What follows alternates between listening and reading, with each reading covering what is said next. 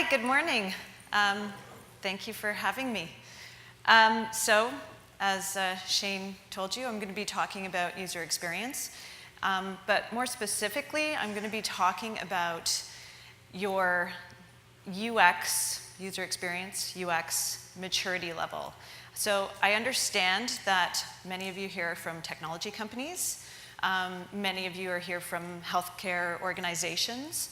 And many of you are innovators working in the industry and want to think about, learn about how we can do things better. So I'm hoping I can touch all of you today.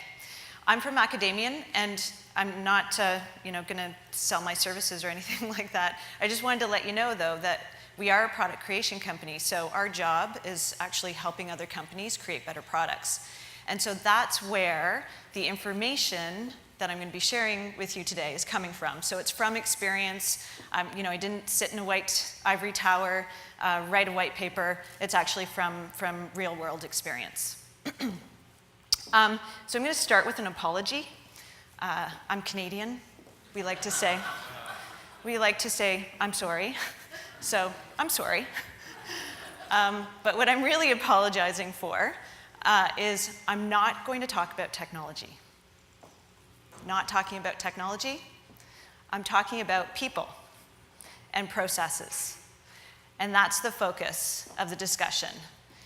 Why should you care about learning about user experience or assessing and probably enhancing your user experience maturity level within your own organization? Okay, so there's a little bit of technology here. It's not working, right? So whatever it is we're doing today, and we've been doing for the past 10 years, and in particular in healthcare, isn't working. So that's why we want to focus on this. Times have changed, right? I used to wear glasses like that. Times have changed. We've gone from, and it's not to bash Microsoft or anything like that, because obviously they were extremely successful and they still are. But in the 90s, everything was very technology driven, right? It was all about the technology. If we build it, they will come. And it was very feature focused. Well, that's changed. So not only are people more concerned about how to use it and can I use it, but it's ubiquitous, right? We've got devices, we use devices all the time. And we bring those experiences to our workplace. So there's no longer that differentiation between, well, what I use in my personal home life is very different from what I use or expect to use in my work environment. Those expectations now have blended. And so as a clinician, as a user experience expert, as a consumer, you come to your work environment with that same expectation in terms of, I should be able to do what I need to do easily, with pleasure, not get frustrated, not add hours to my day. So there are three key elements of value. So I talked about getting great products out the door. And yesterday, if you were here, Shane threw up some stats. And even though there has been more of a focus on user experience, the stats are still kind of dismal. Clinicians are talking about how EHRs have added 2 or 3 hours to their day. They're extremely frustrated. People are avoiding using the applications because they find them so painful to use. And so we need to look at, well, why is that happening? Because user experience has actually gone up, right? There's master's programs, there's a lot of skilled, very intelligent people out there, but we're still not getting the right products or the best products out the door. And part of that problem doesn't lie with the individuals who are designing the products. Part of the problem lies with the organizations within which those people are working. So we want to focus on 3 key elements of value. And again, this was sort of thrown up on the board yesterday. But we still want to look at functionality, right? So we're not saying that features are going away. Still need to have the things built into the product that people need, right? So functionality. Aesthetics, you know, I kind of want it to look nice, right? But not from the perspective of I'm putting lipstick on a pig, right? I want it to look nice and I want it to work. And the work part is what user experience is all about. And it's about making sure you have those intersecting circles. Because if they don't overlap, you're not delivering value. And that's where you really get the appropriate product value. I'm going to be talking a lot about how you can improve, you know, the different stages of UX maturity within organizations. And many of that is geared to vendors. So people creating, like Intelligent Insights, creating products for use in clinical environments. But healthcare organizations should actually look at their own level of maturity as well with regards to usability, right? It's about everybody taking ownership, so I'm not trying to blame a vendor, I'm not trying to blame a UX department, and I'm certainly not trying to blame the users. But there are different things that you can think about even as you're receiving a product that can help you bring value to the rest of your organization. So from a healthcare organization perspective, there are kind of two levels, right? There's the individual that we hear about all the time, right? I need to be efficient, I need to be effective, and I need to decrease risk of error, so we need to ensure patient safety, and don't create what we call cognitive overload, right? So I need products that help me process the information, don't add to that cognitive overload, don't make me work for it. But on an organizational level, as a result of realizing some of these efficiencies, you obviously get operational efficiencies through reduction in costs.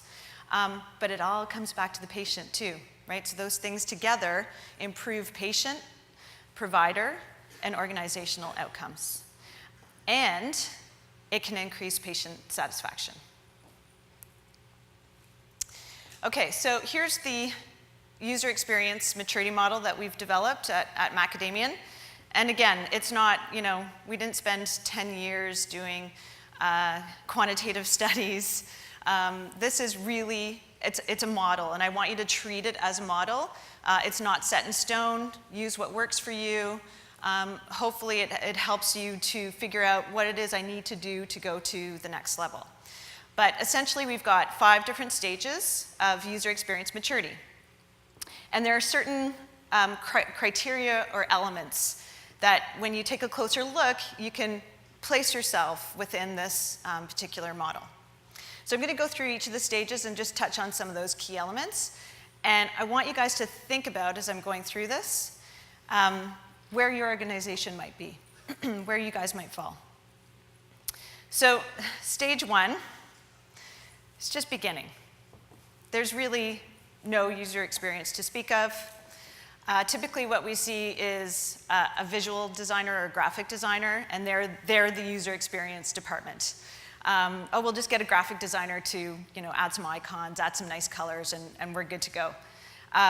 There's really no recognition of user experience having a business impact on their bottom line. And nobody's really thinking about it. Certainly nobody's talking about it. It's just, they're just focused on features and functions. Stage 2, that little fish with the orange represents user experience. So it's starting to infiltrate the group or the school. But just at a very minor level, so there's some awareness, right? So we still only have a graphic designer, for instance, in terms of the skill sets, the appropriate skill sets.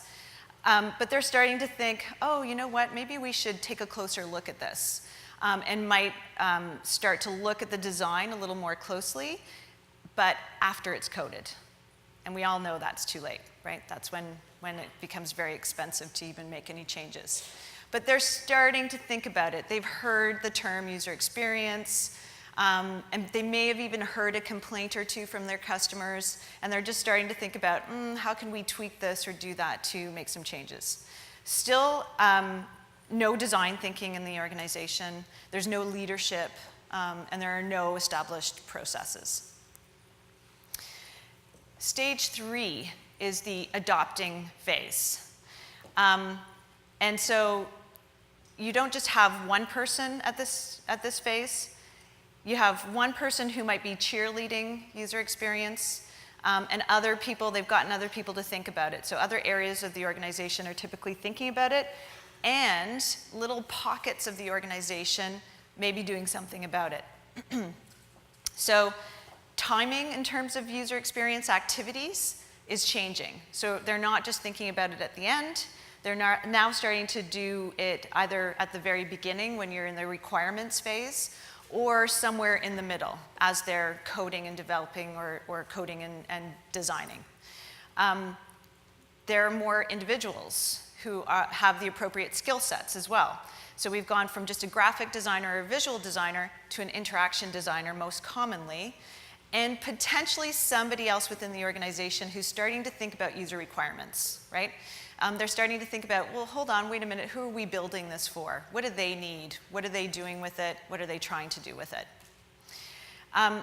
This is most commonly the stage where organizations have kind of an aha moment because something's gone wrong, right? They lost a sale.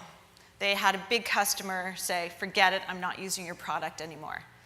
And that's when they have that aha moment and they start thinking, okay, what do we need to start doing to fix this? And so you'll see little pilot projects happening. And you'll see small successes. And they'll start talking about those successes and spreading it across the organization. And that gets people really interested. They say, oh, you did this on this project and you had this outcome? How can we do that on our project? So the key difference here is that they still don't have an integrated process, right? They don't have a common user experience process across the organization, but people are starting to think about it and talk about it quite a bit. Stage 4, realizing. So they've been able to take that, the problem, the issue that they had, and really run with it. So now everybody's convinced. I've seen some small successes over here. I'm going to apply it to my project over here. And so now everybody starts doing that. And in stage 4, typically organizations have documented processes that say, here's what we're going to do. Here's where user experience comes in. Here's who's responsible for it. And here's what other people need to ensure that they're doing to support that process. So again, it may not be fully integrated, but 80% of the organization is starting to do it in some form or another. So you have an established team, so you have people with the right skill sets concerned about design. You have the rest of the organization thinking about design, thinking about what's the right thing to do. It doesn't mean that they're designing, but it means that they're looking at things from a design perspective, from a user perspective, and it influences the way they do their job. The key difference at stage 4 is you now have a user experience leader. And I'm not talking about a manager of a group, right, or a team leader who's managing the user experience team, but you have an executive level representation of user experience. And so while you have people from the bottom up doing what they do every day and thinking about design, thinking about the users, you have people from the top down also propagating that message. And that's the key. And then stage 5 is fully integrated. And sometimes people go, well, really, what's the difference between stage 4 and stage 5? And it's, sometimes minor, but you can really see it in how they approach everything they do in the organization. So they've gone from being product focused, so I do user experience, we have these processes, our teams work together, we've got product management, business analyst, all of our, a design researcher, an interaction designer, a visual designer, we have development, they're all talking, we're all implementing these processes across the board, but they're also thinking beyond the product in stage 5, right? So if you think about Apple, one of the key successes that they achieved was that they weren't just thinking about the iPod. That's initially what it was about, right? It wasn't just about the product. It was about that entire customer user experience, right? They thought about, well, how do we make it easy for them to find music, get music, update their music. And so you can see it in exceptional companies because their website shows that they're doing design thinking. Their customer service shows that they're doing design thinking. Their implementers shows that they're doing design thinking, right? It permeates the entire organization, even if they're not just working on one specific little product. So those are the main stages. I've given you a little bit of information. Just by show of hands, can you guys tell me what stage you think your organization in? Anybody in stage 1? Anybody think their organization is stage 1? 1. And he's the one going, what can I do? Anybody in stage 2? Okay, a couple more. What about stage 3? Okay, more still. Stage 4 and 5? Anybody think they're in stage 4 and 5? 1, 2. Okay, good. So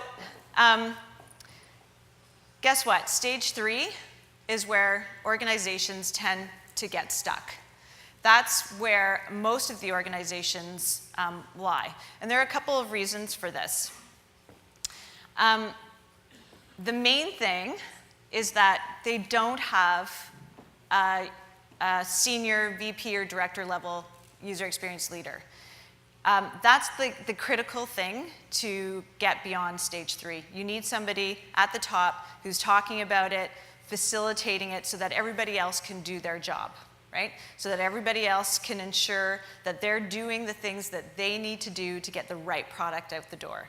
So that's number 1. Number 2 is integration.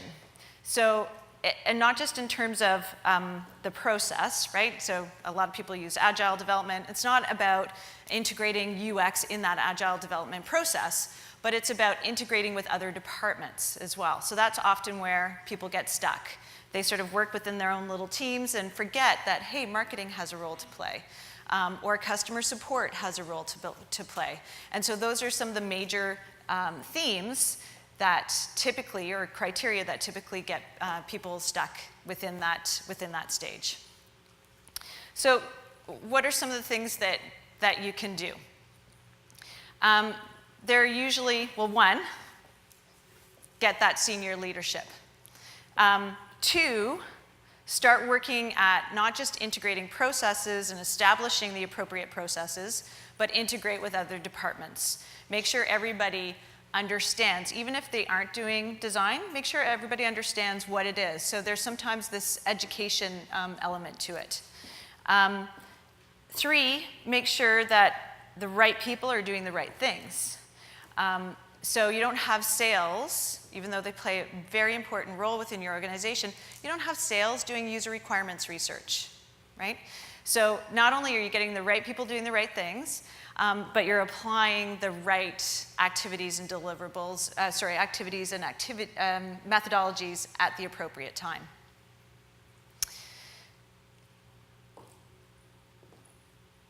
The other main element is thinking about user experience from a broader perspective. I mentioned it just a few slides ago. It's not just about the product, it's about the entire organization, it's about everything that you do. So if you can think about the various touch points that your customers, your users have with not just your product, but your organization. So when they call in, when they go to your website, that's really key to ensuring that you have this unified user experience. And it helps get that design thinking propagated across the organization as well. Because somebody who's working on your website is starting to learn about, well, who are our target users, who are our key customers, what do they need from us, what kind of value do we need to deliver to them. From a healthcare organization, I know some of these are very geared towards vendors, but from a healthcare organization, this is why I threw up this slide. There are things that you can do as well. Rather than just accepting a product because it does everything. That's one of the common things. Well, we're going to go with this vendor because they cover everything we could possibly need. it really is time to take a critical look at evaluating your own needs, making sure you understand the clinical processes in place, the needs of your physicians, and not just your physicians, your nurses and other clinicians. They're really, really critical to this process. So having an understanding of what their user requirements are before you start evaluating a product. You could even, I know there are some hospitals out there actually that are doing usability testing on the product as part of the RFP process. So they do their own independent evaluation of how well that product might function within their own context, within their own environment. Because sometimes it's hard to tell. You know, you're going through a demo, it looks really great, but then once you get it implemented and you start using it, you start seeing some of the shortcomings, or you see some gaps. And so as an organization, you can put your own processes in place to ensure that you are achieving a high level of user experience maturity within the organization as well. And that's it for me.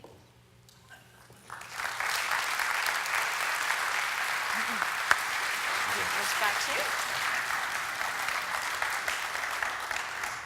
Quick question before we're done. So you talked a lot about moving through those barriers and the steps that are involved in that process. For those that might be thinking about this initial stage, the first stage or the second stage, what is some guidance you could provide about how to initiate that conversation, experiences you've had? You know, getting that energy up to think about this concept in any business. You did a good job talking about different industries that can do this, but what would you say about that? So if you're trying to convince people that user experience is something they should be thinking about, so there's a couple of things. One is simply just education. And so you can share videos, you can share white papers, you can share websites. I find that that is kind of passively sending a message. But the thing that I find works really, really well is find a pilot project. Identify some low-hanging fruit where you know you can show value immediately, right? So it's not, you're not going to choose something where you have to completely redesign the product or re-architect the system, but maybe it's a usability test and then show how the findings from the usability test can be used to improve the product and actually do some specific design work around that. So pick something small and then market the hell out of it. Right? So show the success. Say, here's what I did, here's the process I followed, and look, here are the outcomes. And it's even better if you can tie your user experience goals. So if you have a very specific goal for a product, tie them to the business goals. Right? You're not designing, and we talk to designers about this all the time, it's not effective if you're just coming up with this great whiz-bang new design. It's not effective if it's not tied to the business goals. Thank you, Lorraine. Okay. Thanks.